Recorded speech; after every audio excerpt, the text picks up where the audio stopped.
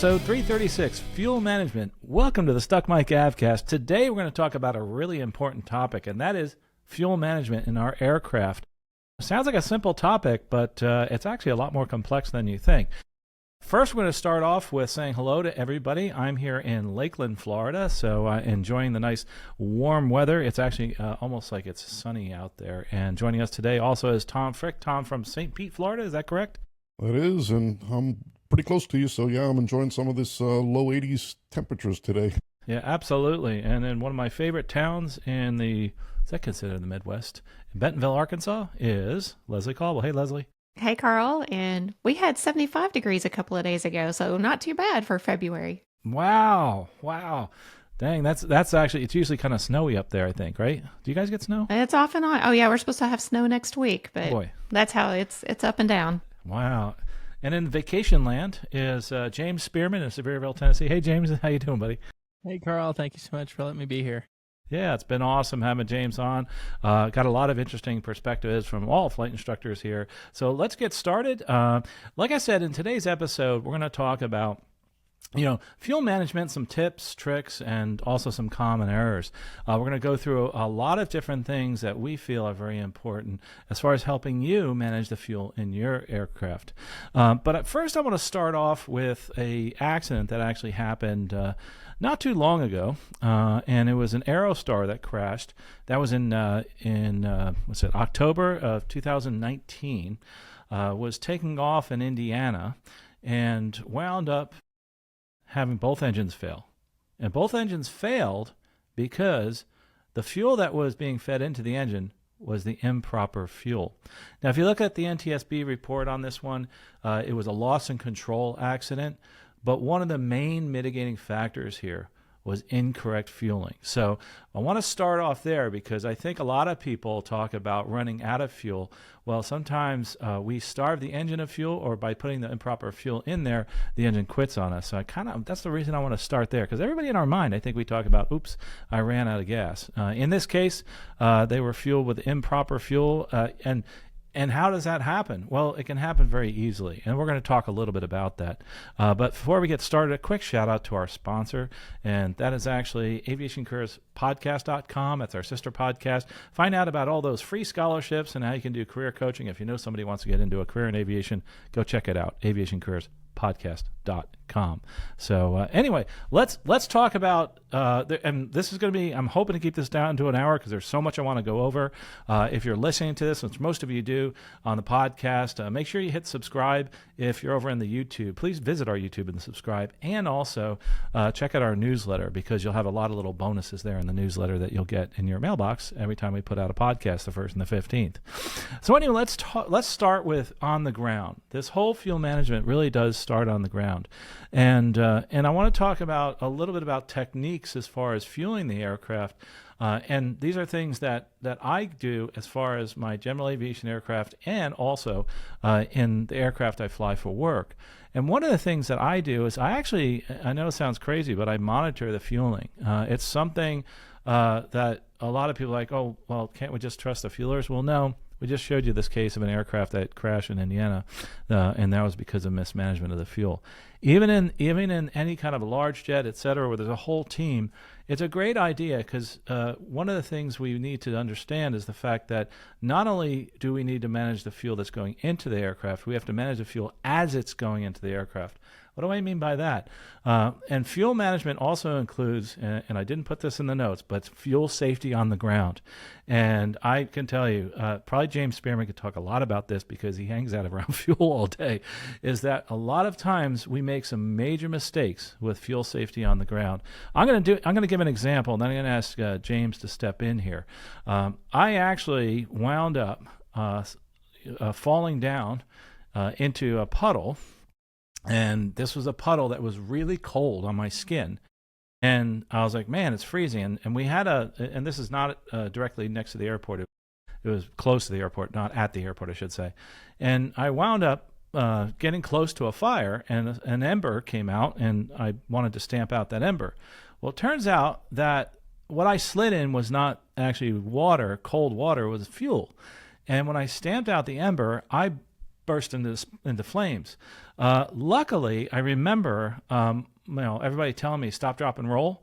But I was near pavement, and I didn't want to roll in the pavement, so I ran one way and dropped in the grass. So people were looking at me like, I hope he drops. But that was actually in my head. I was going to roll. As a matter of fact, I was able to put the flames out so fast by rolling.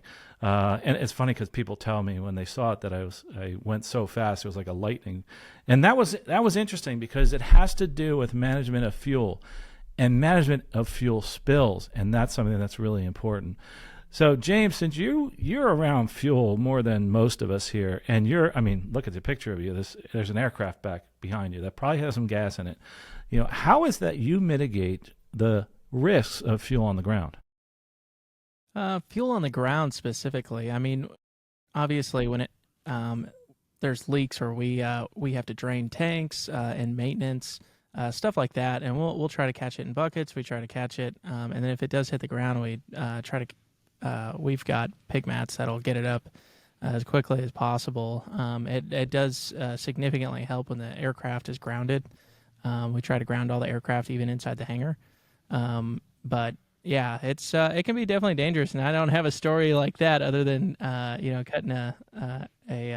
catching an airplane on fire trying to start them before. If you've got an old carbureted engine, I'm sure at some point you've had close calls. But my general thoughts are just like you said, monitoring specifically for the airplane owner is monitoring or at least catching the fuel truck when it drives by. I'll try to at least out of the corner of my eye make sure I see 100 low lead on the side of it and it's heading towards the airplane.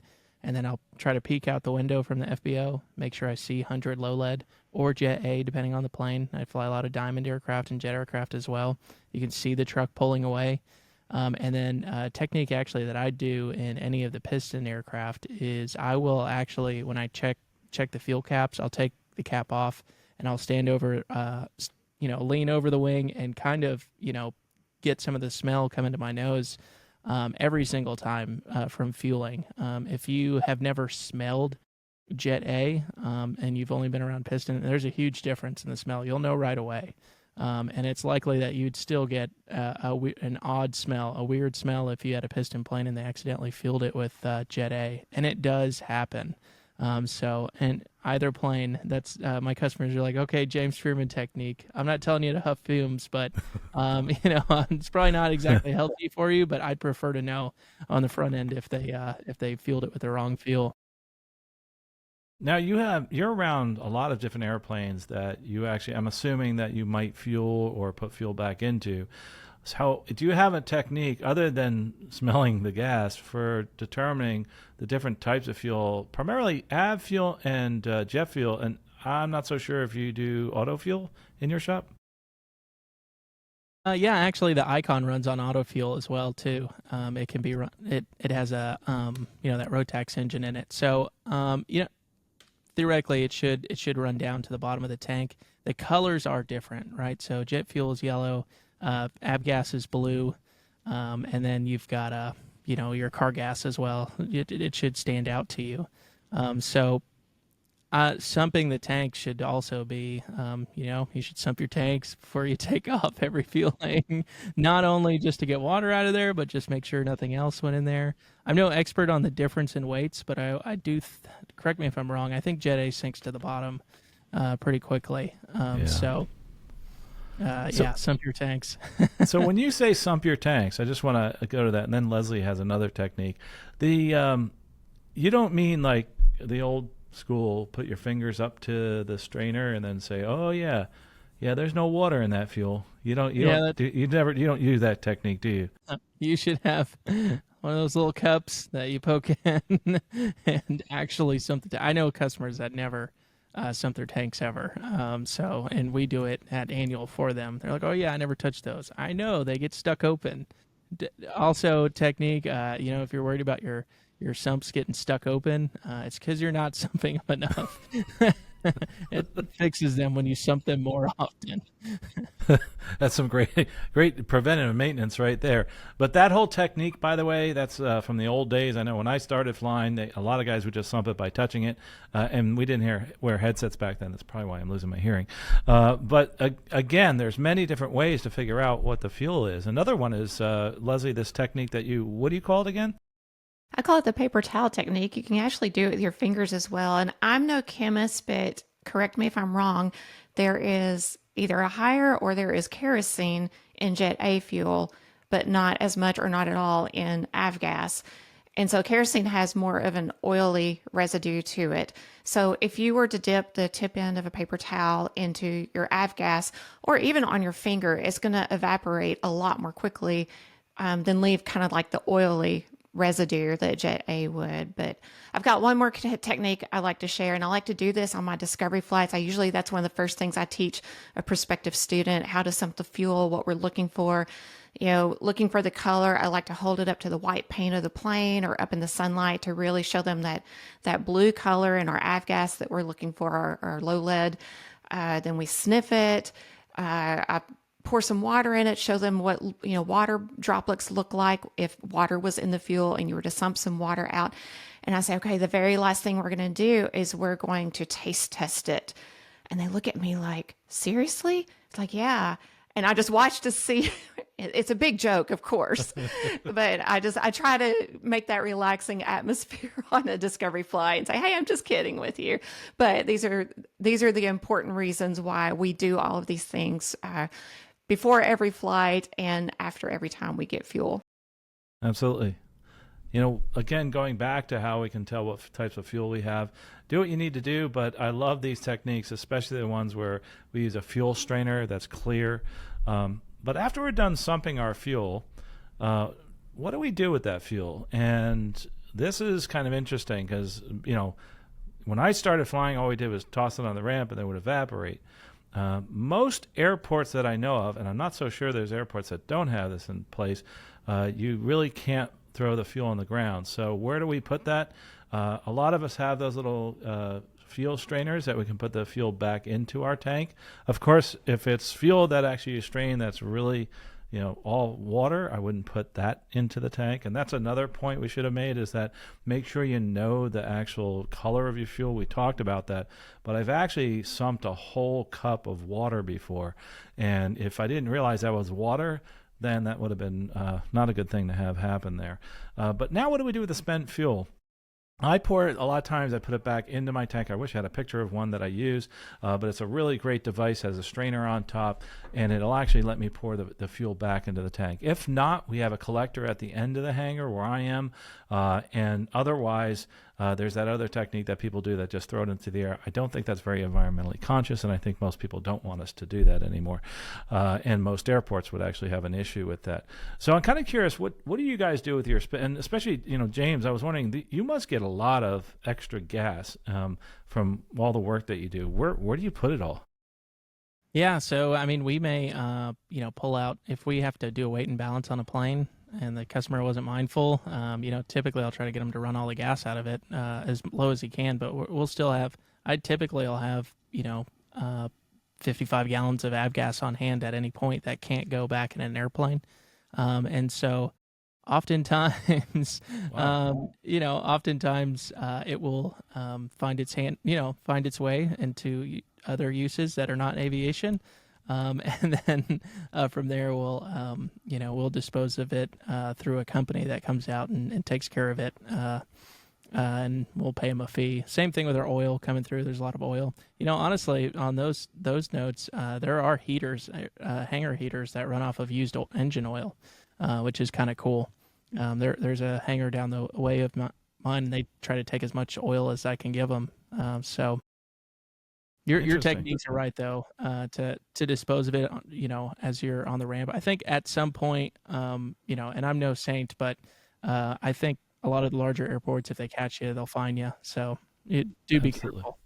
Yeah, another thing too in fuel management, I think it's important to make sure you know where your fire extinguishers are, just in case you get someone like me that likes to try to put out a fire while they're soaked in gas.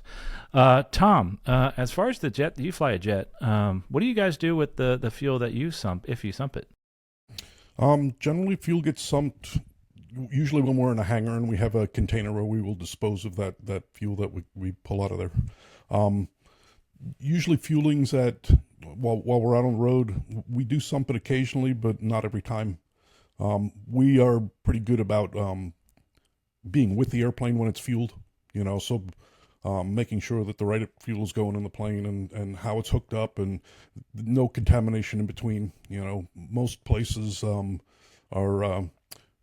most of the places that we land are dispensing high volumes of fuel. You get a 10,000 gallon truck that pulls up and, he's carrying a lot of fuel around. And so, yeah, but most of our sumping happens in a hangar and we have a specific place to dispose of it. Absolutely. Well, I think a lot of people didn't realize we're going to talk a lot about fuel management on the ground because that's where it starts. There's so much we need to take into consideration, both from safety and also getting ready for our flight. Obviously, putting enough fuel in our aircraft is important. That's all about flight planning, but we're talking about managing it while primarily we're in the air. Another part of this is the fact that we sometimes don't manage our fuel well because we don't know our systems. And we've seen all those accident reports where someone took off and they actually didn't have fuel in the tank while they had fuel in another tank. A good example, and I don't know the Super Cub, so someone's going to have to help me out here. I have a friend that actually went flying with somebody and borrowed an airplane. It was a Cub, but it was a Super Cub. And I guess the Super Cub has an aux tank. And the person said, uh-oh, the engine started sputtering. And the two people were flying together, and the other person said, hey, I think there's fuel in that aux tank. And he says, oh, no, I don't think this has an aux tank. That tells you something right there, right? Before you fly somebody's airplane, before you fly any airplane, get to know the systems in your aircraft. And don't assume that your aircraft is the same as others. Does anybody know the fuel system, the Super Cub? I don't know it that well, but supposedly there's that aux tank in there. I'm gonna have to do some research on that. But know your system. I mean, a good example is the 182 that he used to have. It was a very old 182, and actually, older than me, amazingly enough. But it would have some issues with actually the engine sputtering, because we had a fuel interconnect between the tanks, right? And we also had a vent, but the vent was only on the right side. And James probably shaking his head, yes and yes. What happened? The fuel would run low on the left side. So what would a pilot do? And happen all the time, especially if you aren't used to it, they would switch to the right tank, because that makes sense, right? You're going to run off the right tank. And then the engine would sputter and die, but then it would come right back again. And then it would sputter and die and come back again, and sputter and die and come back again. It was more hesitating. So what was happening is that there was actually fuel in the right tank, but the crossfeed was also full too to the other tank, and the interconnect is full, and that was full. The tank was full. So when it would start draining fuel out, going to the carburetor, it would actually cause a suction. Engine would die, and then it would actually come back again and be able to run again. But how do we solve that? We turn it back to the left tank, which doesn't make sense because it's lower.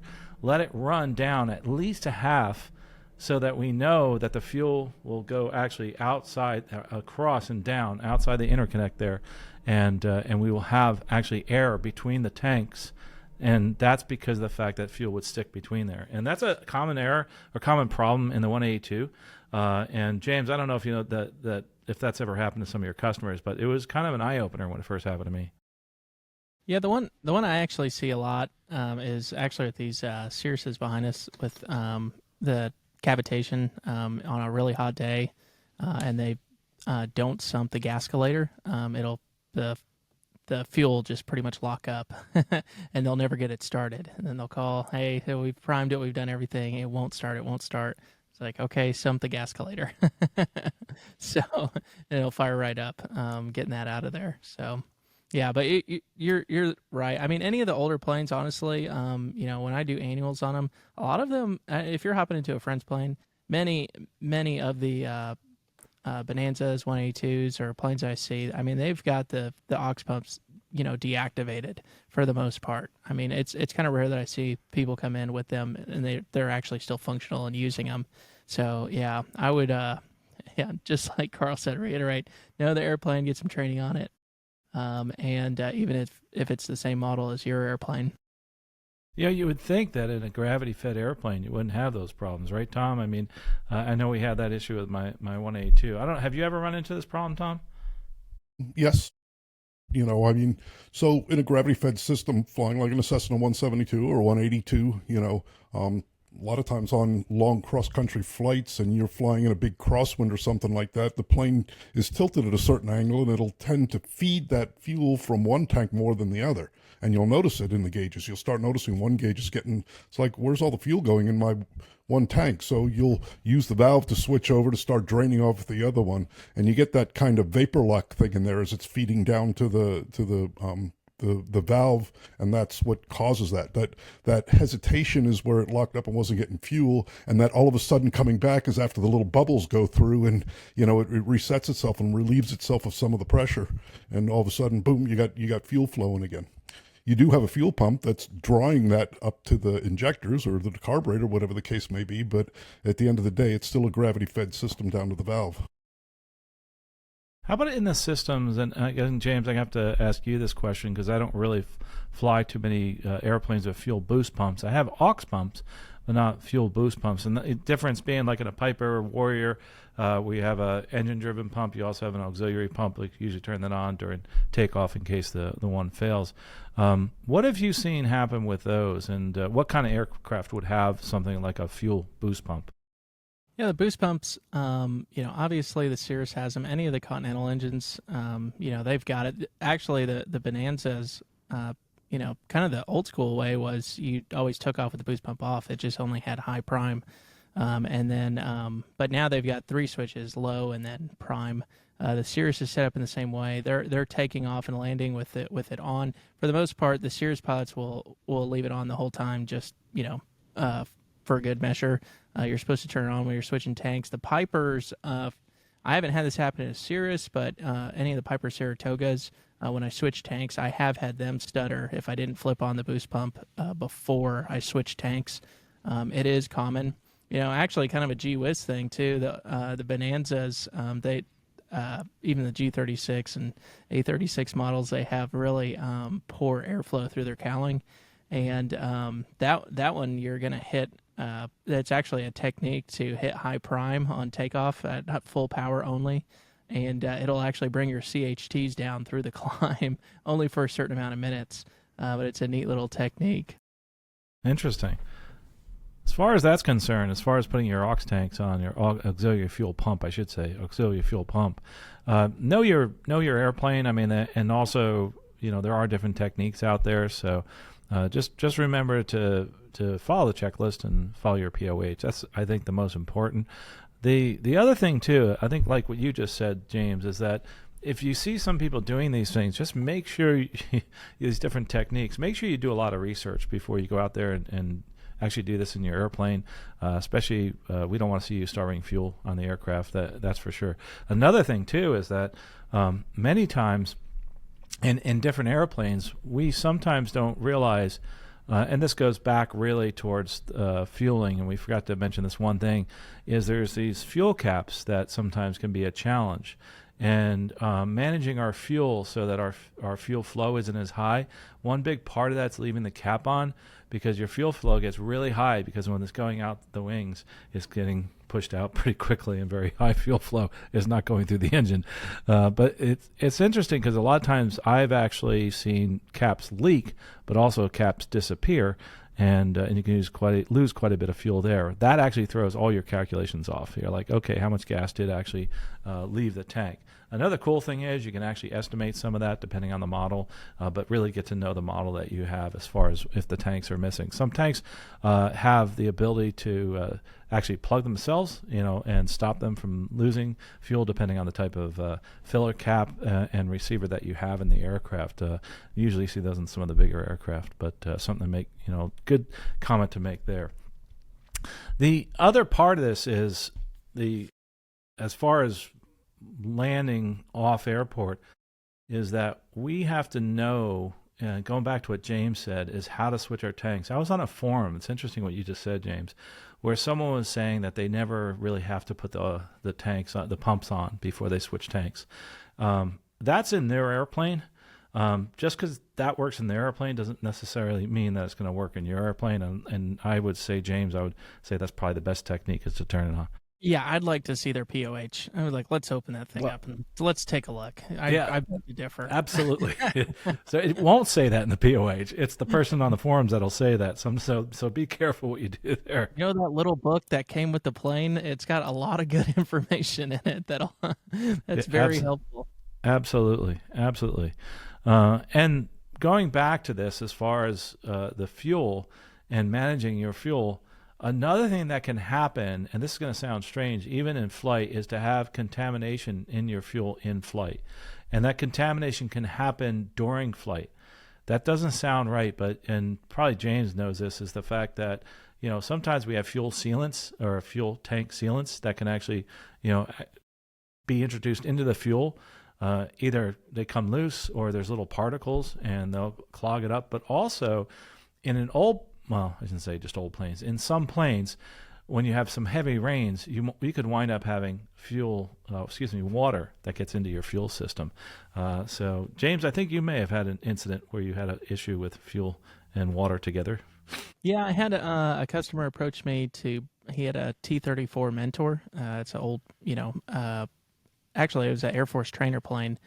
Still a piston. It's pretty much a tandem seat Bonanza. And it had been sitting for the 5 previous years, and it was still a really nice plane. He's like, I want to sell this thing.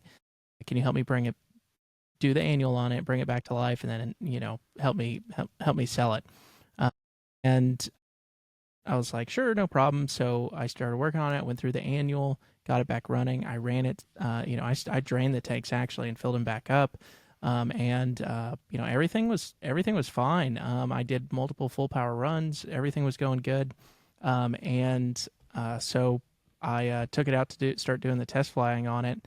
And I was with another friend of mine who's an instructor, and we started doing touch and goes. And about the third touch and go, we had just rotated and brought the gear handle up, and the immediately just felt, loss of thrust, and it just hits you in your gut, just like blah, blah, blah, blah, blah, blah.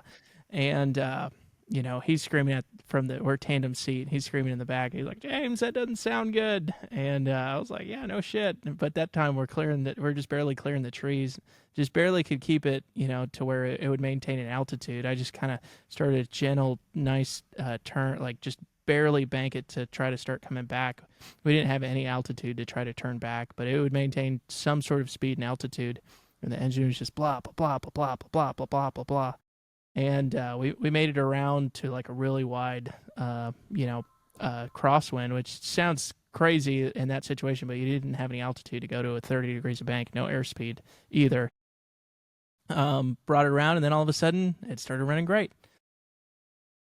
Our engine's fine. We climb up to pattern altitude, or dead silent. We land, and we're, I'm just cussing at the end. I'm like, what in the F happened? Well, the Bonanza planes, they actually have a fuel bladder in the fuel tank instead of having an integral tank. And what that means is integral is like the wing structure is actually the tank.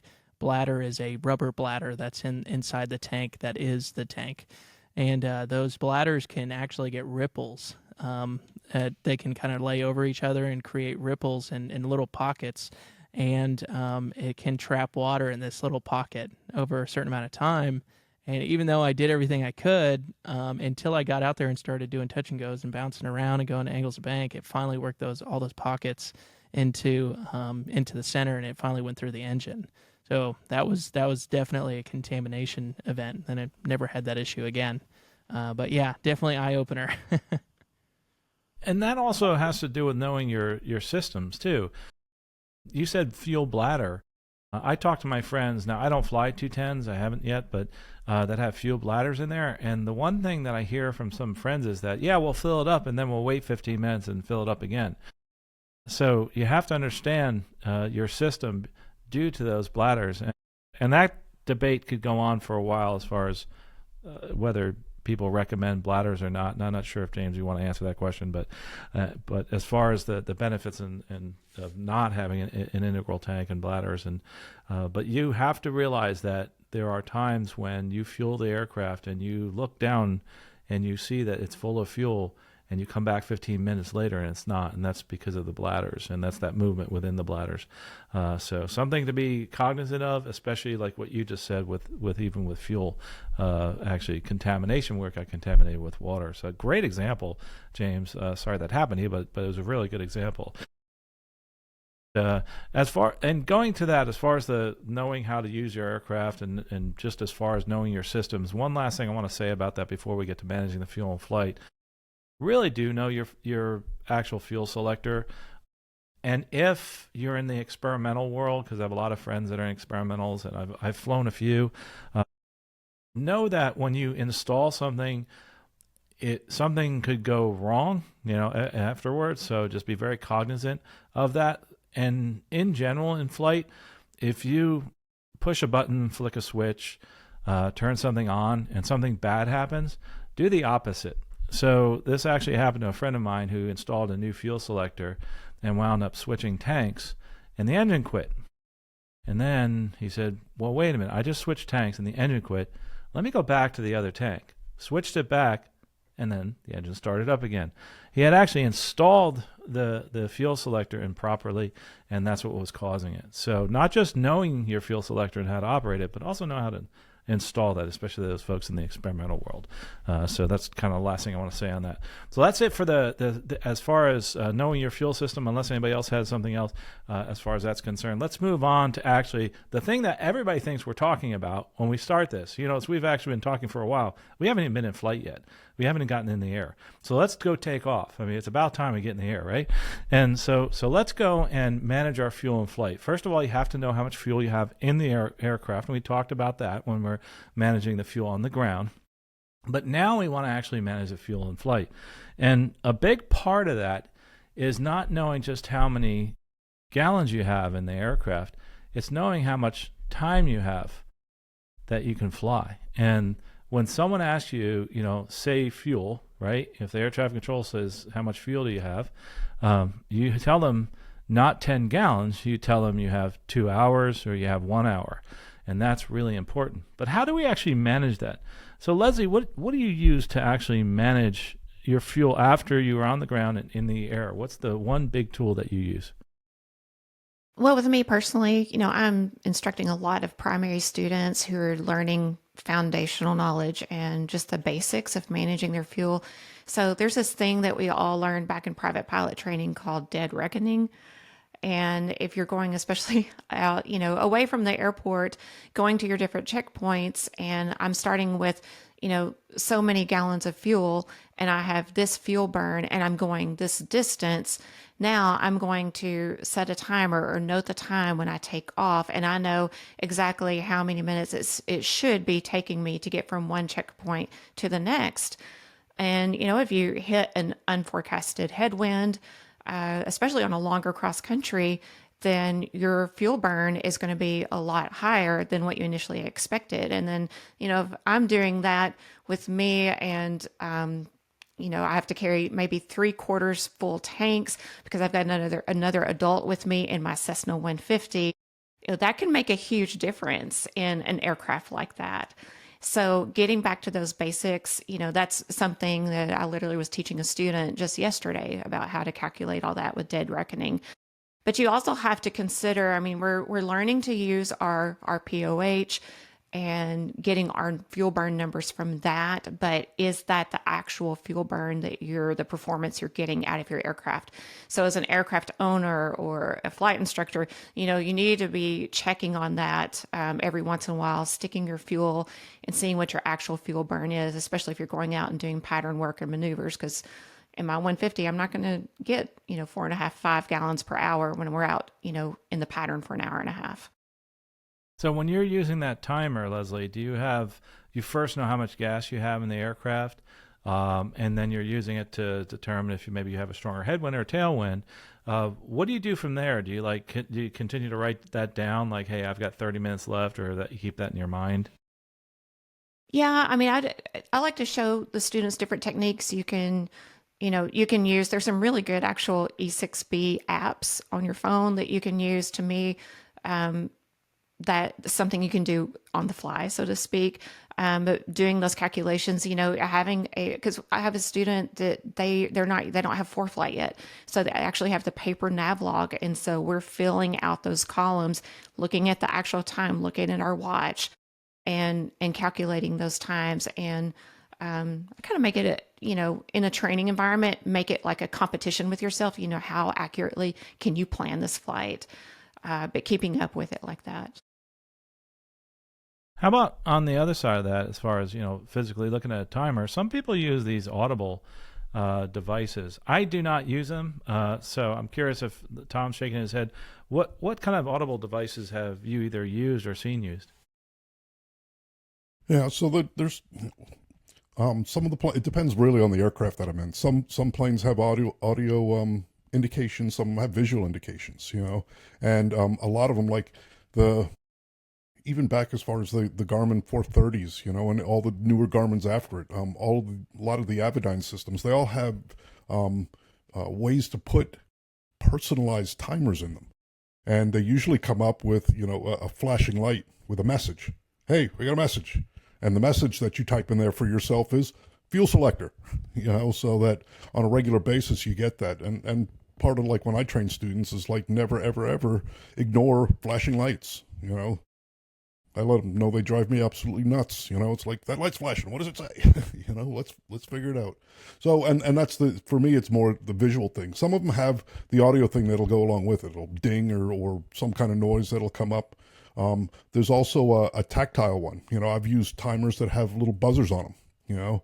All these smartwatches and things that you have these days, you set a timer on them, it'll give you a buzzing indication that so whatever you're comfortable with, as long as you're watching it, I guess is the Absolutely end story here.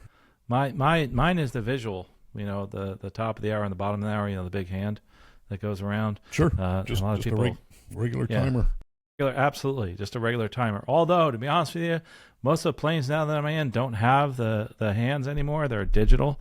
Yep. So that's so. Kind of So the other thing I put in there too is like I guess the thing out of that whole visual thing that I wouldn't use is the fuel gauges themselves.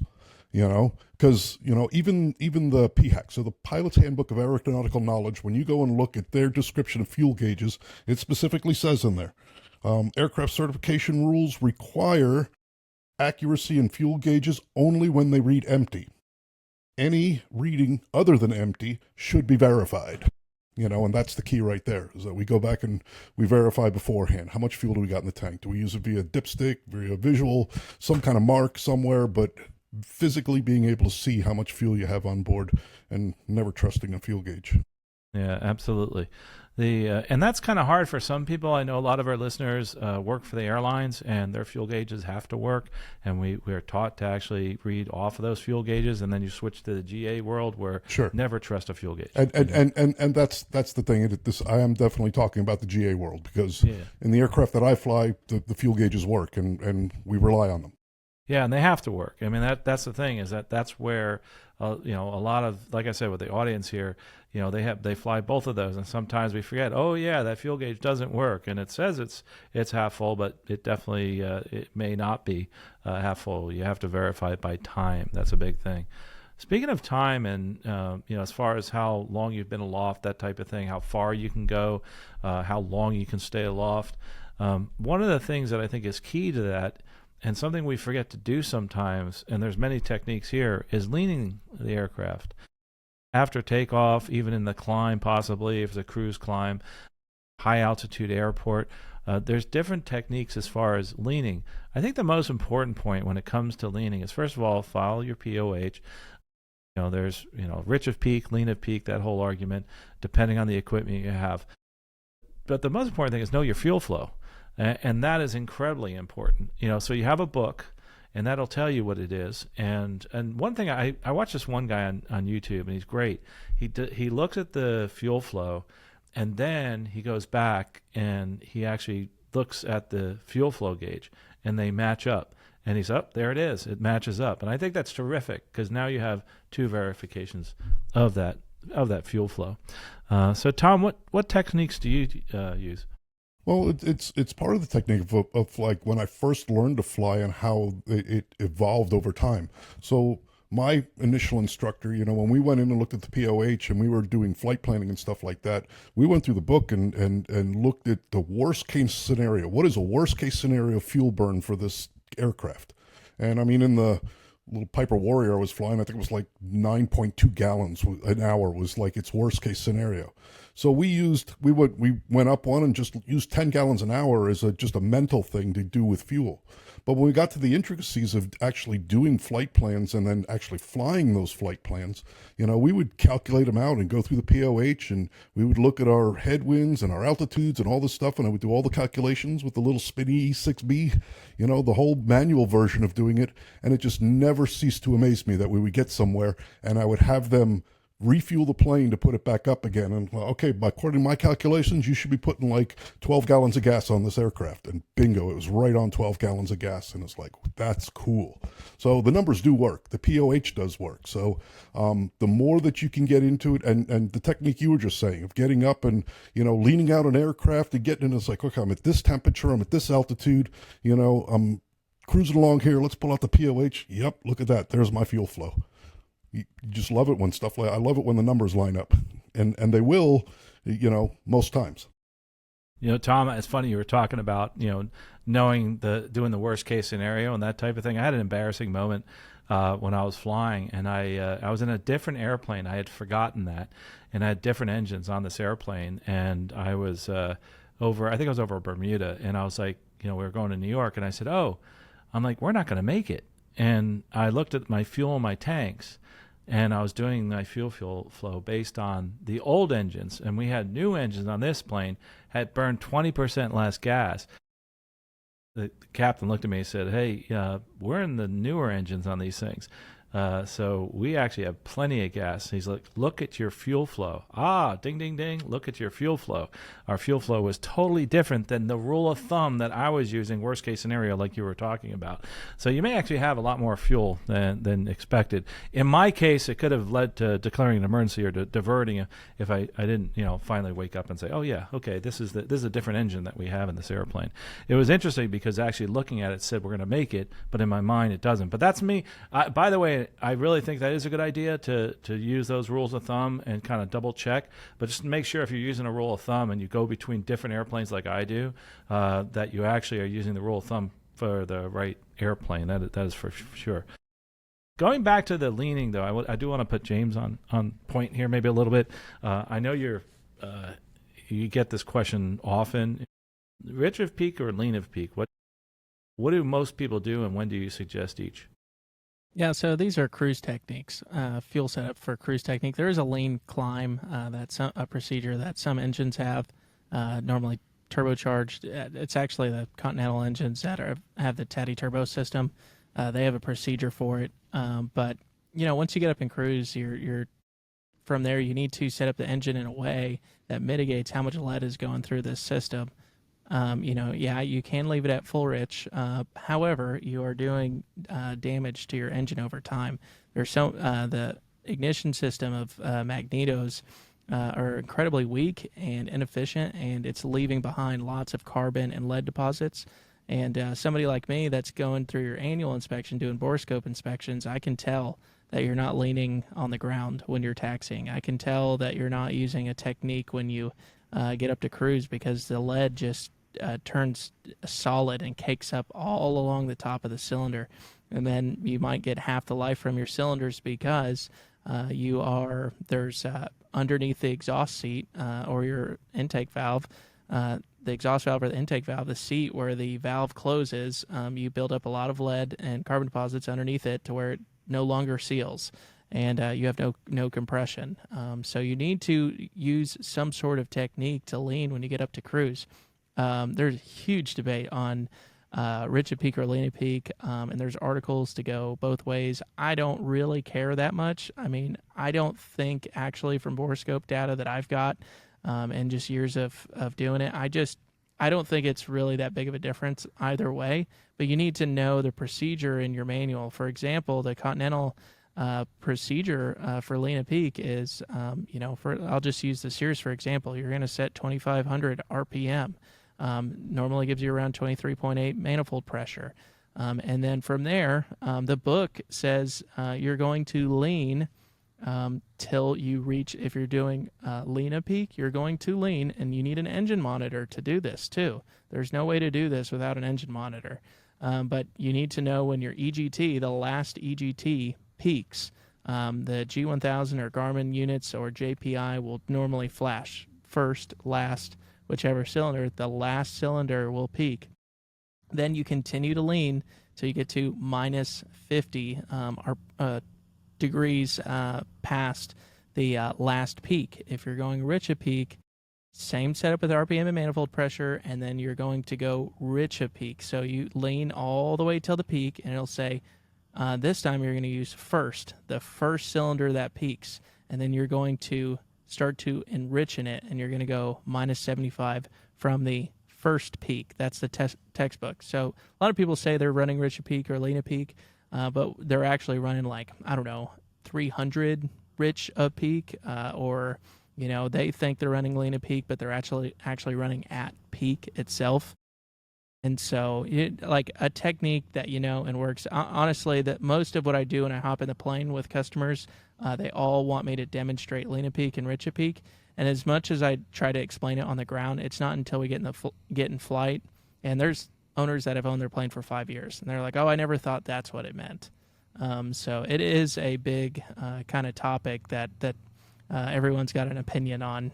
Do something to mitigate and cruise. So those are my 2 cents there. Actually, the neat thing on the electro airs on my plane, I'm actually, since it's a much hotter spark, it's able to burn the entire air fuel mixture inside the cylinder. And so I'm actually leaning to a power setting, which normally, let's say I'm at cruise, I'm shooting for 75% power, which is the textbook rich a peak number. I can just lean to that 75% power and save 3 gallons an hour. It's really cool. So yeah, absolutely. Wow. So a little plug there for the electro air. By the way, check out that other episode that we did talking about that.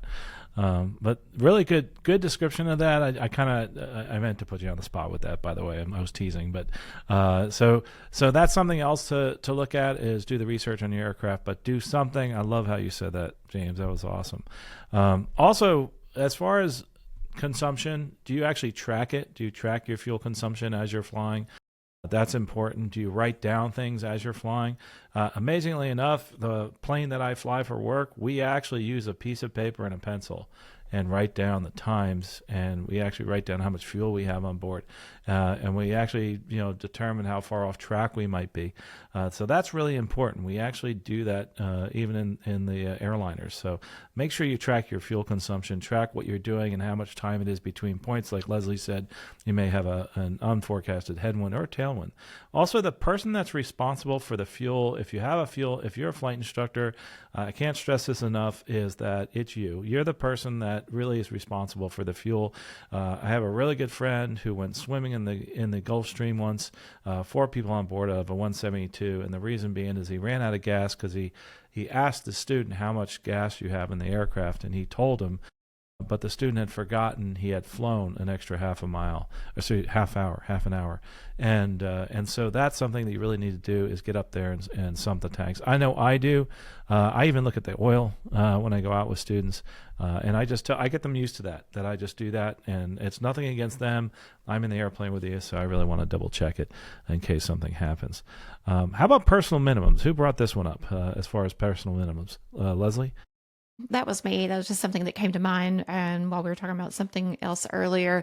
So when it comes to fuel, I teach my students, have personal minimums. We set those for whether it's VFR, IFR, and we think about weather minimums. I'm not going to go fly if the winds are forecasted to be this, or the visibility this, or the ceiling is this. But think about your fuel as well. An example of this is when I was flying in Hawaii. My personal minimum was I would not fly inter-island over the channels unless I was topped off full fuel. There was only maybe a handful of flights where I was heavy enough where I had to cut back a little bit. But luckily, one of our 172s, we had extended range fuel tanks. But even the other 2 aircraft that didn't, yeah, I would as much fuel as I could get flying inter-island. Nowadays, we have to be a little bit more careful because we'll get over max gross weight really quickly with 2 adults and my little 150. But, maybe it's, our daytime VFR regulation is, 30 minutes reserve. Do you know how much fuel that is in like a 150 or 172 or Warrior? It's not much at all. Or at nighttime, 45 minutes. No way. I'm at minimum doubling that for my personal minimum. So you do you, but make sure you have some kind of standard that you set yourself to. Absolutely. Tom, did you have something to add before we get to the picks of the week? Yeah, just one other thought, and I'll add to what Leslie was just saying too. It's also destination where I'm going. I notice my minimums will go down a little bit lower when I know I'm going home because I have all these escape routes here in Florida. I've got so many airports around me that I can bail out to should something go amiss, as opposed to when I'm flying out west and you're in a mountainous area where the airports are really sparse. So yeah, the personal minimums things is a really good one to think about with fuel. The other thought I had is, where is that fuel on that airplane, and does it matter?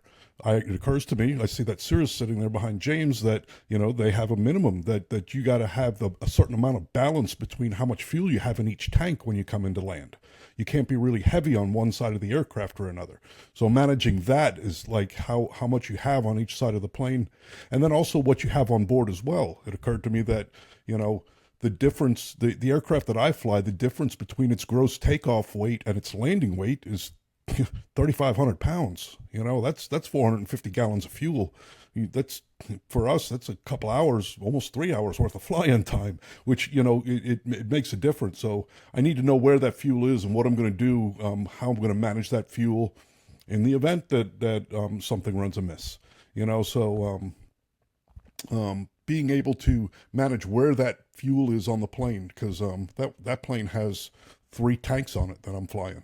There's tanks in each of the wings, and then there's a tank in the back of the fuselage as well, and we manage where it sits there, where it's going to be when we land. We tend to like to have, if we have a lot of passengers on board, we tend to pump some fuel back into that aft fuel tank because it gives us some aft weight and keeps us to where we still have trims when we come into land, things like that. So that occurred to me as just a sub part of this of managing where the fuel is.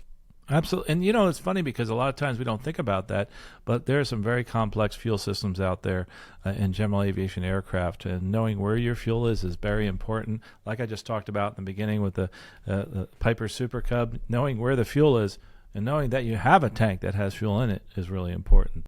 Well, anyway, hopefully people have gotten something out of this and all the talk about managing your fuel. Obviously, it's more than just knowing what your fuel flow is in flight. We go from the ground, managing the fuel, into the air, and even during maintenance. We want to manage our fuel everywhere and be safe everywhere we are. But let's move on to the after landing checklist and our picks of the week. So, James, what is your pick of the week this week? Yeah, so my pick, I put the link in there. Assume you're going to have it to Garmin Aviation. So if you're looking for increased safety, increased situational awareness, something that's extremely pilot friendly, and you're looking to upgrade your avionics, heavily consider Garmin and what they can offer in your airplane specifically. And if you're interested, you can go to my website, and I'd be happy to give you an idea of what that would look like. Great. Thanks. And we'll move on to my pick of the week. And by the way, we will have links to all this in the picks of the week. Oh, and go back to our past picks of the week. We have lots of them out there. So over the years, we've really put a whole bunch out there on the internet. Well, my pick of the week actually has to do with a recent accident that happened, and it's a discussion we had a while ago. It's at episode 327 of the Stuck Mic AvCast. It's collision avoidance tips and tricks. And I just want to kind of remind people that we had this really good discussion about collision avoidance. I think this is a time to think about that again, especially after a recent accident in Washington, D.C.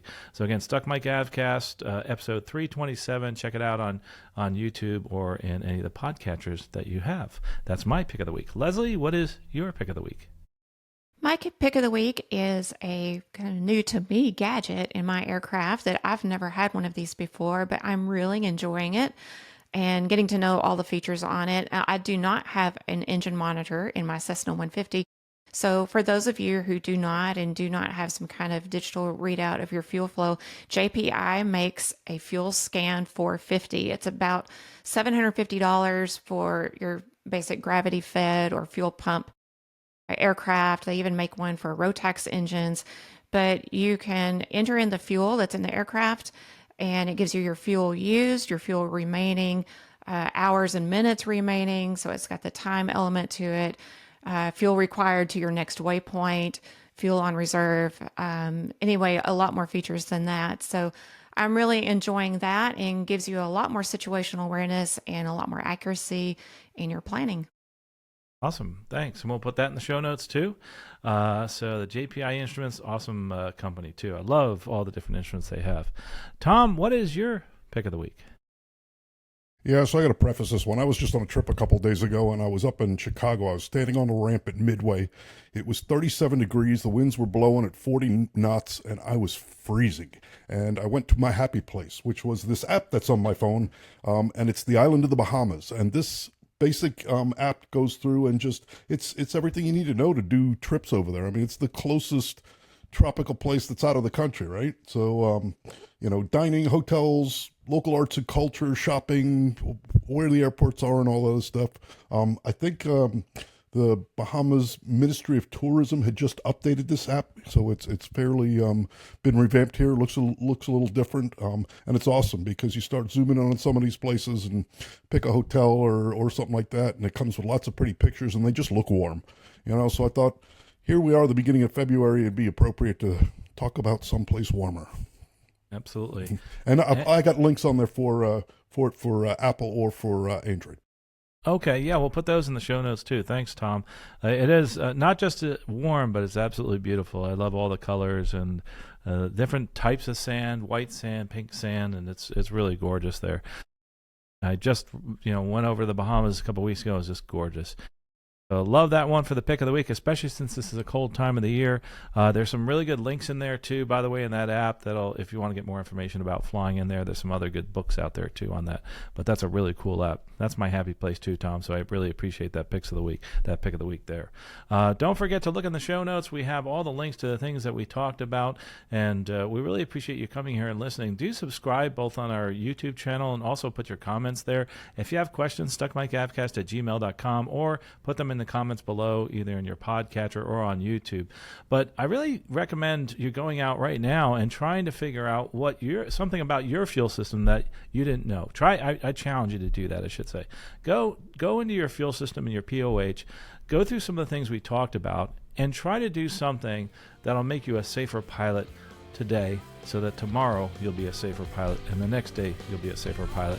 And keep trying to increase your knowledge and also your skills flying every single day. Whether it's in a simulator or just going through your manuals, it will work. You will become a safer pilot. We'll talk to you next episode. Safe flying out there.